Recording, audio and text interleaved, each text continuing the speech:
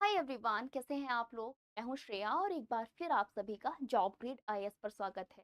आज हम बात करेंगे करंट अफेयर के एक बहुत इंपॉर्टेंट के बारे में जो लगातार चर्चा का विषय। ये एक ऐसा न्यूज़ होगा जो कि आपके करंट अफेयर्स में तो इम्पोर्टेंट है ही। अगर आप यूपीएससी की तैयारी कर रहे हैं तो आपके प्री और मेंस बहुत इंपॉर्टेंट वाला है। टॉपिक की शुरुआत करते हैं। सबसे पहले देखेंगे कि आज का हमारा विषय है क्या। तो गाइस, आज हम बात करने वाले हैं चंद्रयान मिशन 5 के बारे में, जो कि आपके करंट अफेयर का टॉपिक तो है ही, साथ में ये आपके यूपीएससी के जीएस पेपर 3 से संबंधित भी है और ये साइंस एंड टेक के अंतर्गत आता है। एक ऐसा टॉपिक हम समझेंगे क्योंकि अभी हाल ही में चर्चा में रहा था। एक और मिशन था इसी के साथ में जो कि लगातार न्यूज में था। वो था EOS-09, जो कि अभी हाल ही में 18 मई वाले दिन लॉन्च किया गया था। लेकिन कुछ कारण की वजह से ये असफल रहा था। और आज हम बात करेंगे चंद्रयान मिशन 5 के बारे में, क्योंकि इसके बारे में हम ऑलरेडी बात कर चुके हैं। चलिए टॉपिक की शुरुआत करते हैं और चंद्रयान मिशन 5 को समझेंगे है क्या, न्यूज़ में क्यों रहा है। आपको ध्यान होगा एक मिशन हमने लॉन्च किया था, चंद्रयान मिशन 3। इससे पहले चंद्रयान मिशन 2 भी लॉन्च किया था, 1 भी लॉन्च किया था। अपकमिंग हम अब चंद्रयान मिशन 4 एंड 5 को लॉन्च करने वाले। लेकिन सारे वैज्ञानिकों और भारतवासियों की जो निगाहें हैं इस टाइम चंद्रयान 5 पर टिकी हुई। साथियों, ये वो मिशन होगा जिसमें हम डॉकिंग और अनडॉकिंग को भी लक्षित करने वाले हैं। क्या है पूरा मामला, चलो नजर डालते हैं। देखो, चंद्रयान मिशन 5 एक ऐसा मिशन था जिसने एक बड़ी सफलता को हासिल किया था। एक ऐसी सफलता जिसके बाद भारत दुनिया का पहला ऐसा देश बन गया था जिसने चंद्रमा पर सॉफ्ट लैंडिंग की थी। और ऐसा करने वाले भारत के बनने के बाद से नई उम्मीदें भी पैदा हो गई थी। अब बात आती है चंद्रयान मिशन 4 के बारे में, जो कि हमारा एक अपकमिंग सैंपल है, मिशन है, जिसपे हम क्या करने वाले हैं। जो लूनार है, चंद्रमा है, उसकी सतह से कुछ सैंपल्स लेकर आएंगे जिस पर स्टडी की जाएगी, वैज्ञानिक स्टडी करेंगे। साथ में अब जो चंद्रयान 5 मिशन है जिसको अब हम लॉन्च करने वाले हैं 2027 से 28 के बीच में। अभी रिसेंटली इस डेट के बारे में बताया गया है इसरो की ऑफिशियल साइट पे कि 27 से 28 के बीच में लॉन्च किया जाएगा। और इसमें साथ कौन दे रहा है, तो ध्यान रखिएगा, भारत का साथ दे रहे हैं जापान।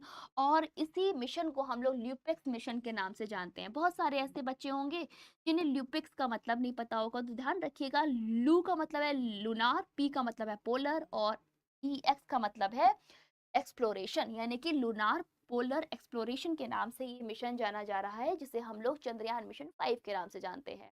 अभी हाल ही के न्यूज़ के हिसाब से इसको 27-28 में लॉन्च किया जाएगा। अब चलिए हम इस मिशन की थोड़ी डिटेल्स को समझ लेते हैं कि ये इम्पोर्टेंट इतना क्यों है। असल में साथियों, इसरो और जापान के साथ एक कोलैबोरेटेड मिशन है जिसमें लैंडर को बनाने का, निर्मित करने का काम कर रहा है इसरो, जबकि रोवर को निर्मित करने का काम कर रहा है जेक्सा। अब सुनो मेरी बात।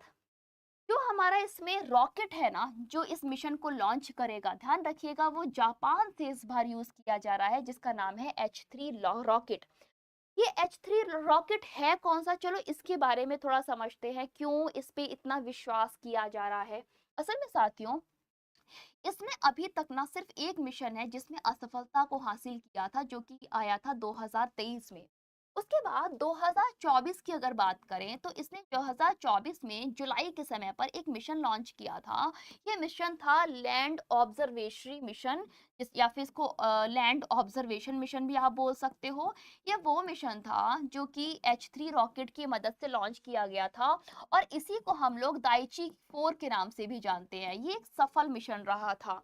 उसके बाद 2024 के नवंबर में एक और मिशन लॉन्च किया गया था जिसमें H3 रॉकेट की मदद से डिफेंस कम्युनिकेशन सैटेलाइट को लॉन्च किया गया था। तो ध्यान रखिएगा, डिफेंस कम्युनिकेशन सैटेलाइट जिसका नाम था किरा किरामिकी किरामिकी 3 किरामिकी 3 नाम का ये आपका सैटेलाइट लॉन्च किया था और ये भी सफलतापूर्वक लॉन्च किया गया था। इतनी कहानी नहीं है, उसके बाद अभी फरवरी 2025 निकला है ना, इस समय पर भी H3 रॉकेट ने अपना कमाल दिखाया था और एक सैटेलाइट लॉन्च किया था जो कि जीपीएस बेस था, जीपीएस सिस्टम को अच्छा बनाने के लिए था, नेविगेशन को अच्छा बनाने के लिए था। और नॉट जीपीएस, नेविगेशन सिस्टम को अच्छा बनाने के लिए था, जिसका नाम था मिचिबिकी। और मिचिबिकी 6 सैटेलाइट को भी सफलतापूर्वक इसने लॉन्च किया था। अभी चल रहा है अप्रैल और अभी एक बार फिर से इसको सिलेक्ट किया गया है नेक्स्ट अपकमिंग मिशन के लिए, जो कि है चंद्रयान मिशन 5। अब बात करते हैं, मैंने इसके बारे में आपको सारी बातें बता दी, ये जो हमारा एच 3 रॉकेट है जापान का, वो इतना इंपॉर्टेंट क्यों है, क्यों इतना इस पे विश्वास किया जा रहा है, क्योंकि इसने हैट्रिक लगाई है सफलताओं की। साथ में जब ये मिशन जाएगा ना, तो इसके पेलॉड में 7 साइंटिफिक इंस्ट्रूमेंट्स जाएंगे, जिसमें से कुछ इंपॉर्टेंट इंस्ट्रूमेंट कौन कौन से हैं तो ध्यान रखिएगा। मास स्पेक्ट्रोमीटर भेजा जाएगा जो कि ईएसए के द्वारा बनाया गया है। न्यूट्रॉन स्पेक्ट्रोमीटर भी जाएगा जो कि नासा की मदद से बनाया गया है। वहीं पर ईएसए, मास स्पेक्ट्रोमीटर, न्यूट्रॉन स्पेक्ट्रोमीटर, ये तो हो गए विदेशी देशों की बातें कि हमें कैसे कोलैबोरेशन मिल रहा है। लेकिन अगर भारत की बात की जाए तो भारत का इसमें क्या रोल है, तो ध्यान रखिएगा लैंडर स्वनिर्मित भारत का है, और साथ में छोटे छोटे इंस्ट्रूमेंट्स के लिए भी भारत की एक बड़ी भूमिका रही है। चलिए अब बात कर लेते हैं कि इस मिशन का ऑब्जेक्टिव है क्या। देखो, एक सीरीज चल रही है। सीरीज कैसे चल रही है? जब चंद्रयान मिशन 1 आया था तो हमारा लक्ष्य था ऑर्बिटल मैपिंग, है ना। उसके बाद चंद्रयान मिशन 2 आया जिसमें हम लोग ऑर्बिटर और रोवर को कोलैबोरेशन दे रहे थे। तो चंद्रयान मिशन 3 आया जिसमें हमने सॉफ्ट लैंडिंग कराई थी साउदर्न पोल पर। अब चंद्रयान मिशन 4 जो अपकमिंग आने वाला है, उसमें साइंटिस्ट क्या करेंगे, सैंपल्स को कलेक्ट करके लेकर आएंगे। चंद्रयान मिशन 5 में क्या होगा, वैज्ञानिक जाएंगे और जो पर्टिकुलर कहना चाहिए सैंपल्स थे उसकी जो स्टडी है उसका इन विट्रो एनालिसिस करेंगे, जमीन पर जाकर उसको एनालिसिस करेंगे, उसके साक्ष्य को समझेंगे और साथ में वो वापस भी आएंगे। तो ये है पूरा एक सिनेरियो जिसके साथ में इस मिशन के ऑब्जेक्टिव को रखा गया है। ध्यान रखिएगा, चंद्रयान मिशन 5 जो है उसका लक्ष्य है कि हम मैपिंग करें लूनार वाटर का, है ना। कि हमने जो फर्स्ट मिशन करा था उसमें ऑर्बिटर की मैपिंग करी थी, वाटर ड्रॉपलेट्स का पता लगाया था। अब चंद्रयान मिशन में हम क्या करेंगे, इस वाटर की मैपिंग करने वाले हैं। साथ में उसमें एक काम और किया जाएगा, जो लूनार सरफेस है या फिर कहना चाहिए लूनार का रेजोलिथ से रीजन है, वहां से ड्रिलिंग करके जो वाटर है उसकी गुणवत्ता को समझा जाएगा। यानी कि सैंपल के जो एनालिसिस किया था पृथ्वी पर, उसे जाकर इन विट्रो एनालिसिस से चेक करेंगे। यस गाइस, यहाँ पे इन विट्रो एनालिसिस किया जाएगा जिसमें कुछ इंस्ट्रूमेंट्स मदद करने वाले हैं, जैसे कि स्पेक्ट्रोमीटर और सेंसर्स। एक्सप्लोर करने वाले हैं मून के साइड को। मून का साइड कौन सा, जो मून का दूरस्थ हिस्सा है जहां लोगों ने अभी तक देखा नहीं है, वहां तक पहुंचने के लक्ष्य के साथ में चंद्रयान मिशन 5 को प्रक्षेपित किया जाएगा। चलिए अब इसके कुछ टाइमलाइन और कॉन्टेक्स्ट की तरफ नजर डाल लेते हैं। ये जो मिशन रहेगा इसका लक्ष्य रखा गया है 100 दिन का, लेकिन हो सकता है रिक्वायरमेंट के हिसाब से इसे 1 साल के लिए बढ़ाया जाए। साथ में चंद्रयान 4 जो मिशन है ना, उसमें जो हम सैंपल लेकर आए थे उसी को आगे प्रोसीड किया जा रहा है चंद्रयान मिशन 5 के लिए। इसी के साथ चलिए चंद्रयान मिशन 3 के बारे में भी बात कर लेते हैं। जब हमने 4 के बारे में बात कर ली, 5 के बारे में बात कर ली, तो फिर इससे नाराजगी किस बात की। चंद्रयान मिशन 3 एक ऐसा मिशन था, पहला मिशन जिस पे हम लोगों ने सॉफ्ट लैंडिंग की थी, चंद्रमा की सतह पर आसानी से साउदर्न पोल पर पहुंचे थे और ऐसा करने वाला भारत पहला देश बन गया था। इसी के साथ में ये था पूरा डेटा। अब एक बार हम लोग चंद्रयान मिशन की जो पूरी सीरीज रही है, चंद्रयान 1, चंद्रयान 2, चंद्रयान 3, चंद्रयान 4, चंद्रयान 5, चलिए इस पर एक बार नजर डालते हैं। सबसे पहले चंद्रयान 1 मिशन जो कि 2008 में लॉन्च हुआ था, इसका लक्ष्य क्या था कि हम ऑर्बिटल की मैपिंग करें और वाटर मॉलिक्यूल को चंद्रमा की सतह पर डिस्कवर करें। उसके बाद आया चंद्रयान मिशन 2 जो कि 2019 में कोविड के टाइम पर आया था। इसका लक्ष्य था कि हम अपने लैंडर रोवर मिशन को ऑर्बिट में अटेम्प्ट करें। थर्ड में क्या हुआ, 2023 में इससे सॉफ्ट लैंडिंग कराई गई, सफलतापूर्वक एक सॉफ्ट लैंडिंग कराई गई और ऐसा करने वाला भारत पहला देश बन गया था। चंद्रयान 4 जो कि हमारा अपकमिंग मिशन है, इसमें क्या होगा, वैज्ञानिक जाएंगे लूनार के सैंपल्स को लेकर आएंगे और फिर उसकी स्टडी करेंगे। उसके बाद इसी मिशन को आगे कंटिन्यू किया जाएगा, जिसे हम लोग चंद्रयान मिशन 5 या फिर ल्यूपेक्स 2027-8 के नाम से जानते हैं। अगर आपको ल्यूपेक्स का फुल फॉर्म नहीं पता है तो मैं आपके लिए लिख देती हूँ। इसका फुल फॉर्म होता है lunar polar exploration. Clear?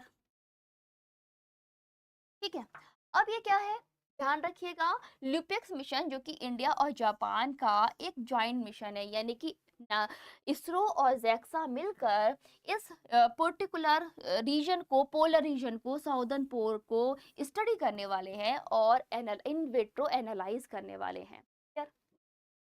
Okay guys, ये था पूरा छोटा सा टॉपिक जिसके अंदर हम लोगों ने इंपॉर्टेंट सारे वो पॉइंट्स कवर कर लिए जो कि आपके इस पर्टिकुलर इसरो की साइट पर दिए हुए हैं, और उसका एक समराइज वे मैंने आपके सामने रख दिया है। इसी के साथ साथियों, अगर आपका कोई भी डाउट हो तो प्लीज बिल्कुल पूछिएगा।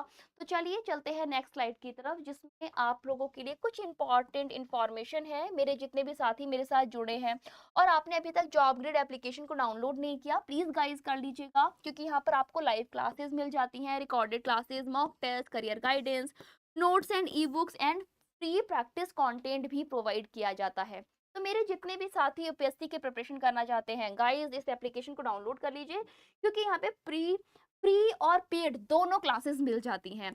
अभी फिलहाल के लिए यहाँ पर कुछ ओरिएंटेशन प्रोग्राम चल रहे हैं, आप अपनी फैकल्टीज के साथ जुड़कर क्लासेस को समझ सकते हो। और यस गाइस, अगर आप पेड क्लास में एनरोल करना चाहें तो वो भी कर सकते हैं। कोई डाउट हो तो आप हमारे एप्लीकेशन पर या फिर यूट्यूब पर या फिर टोल फ्री नंबर पर कॉल करके बात कर सकते हैं और अपनी समस्या को सुलझा सकते हैं। इसी के साथ साथियों, ये था पूरा टॉपिक। आई होप आपको अच्छा लगा होगा। सेशन कैसा लगा प्लीज गाइस कमेंट करके जरूर बताइएगा, और अगर अच्छा लगे तो भर भर के शेयर कीजिएगा। तो चलिए अभी के लिए बस इतना ही, तब तक stay tuned, stay, have a good bye, see you by next video. Thank you all.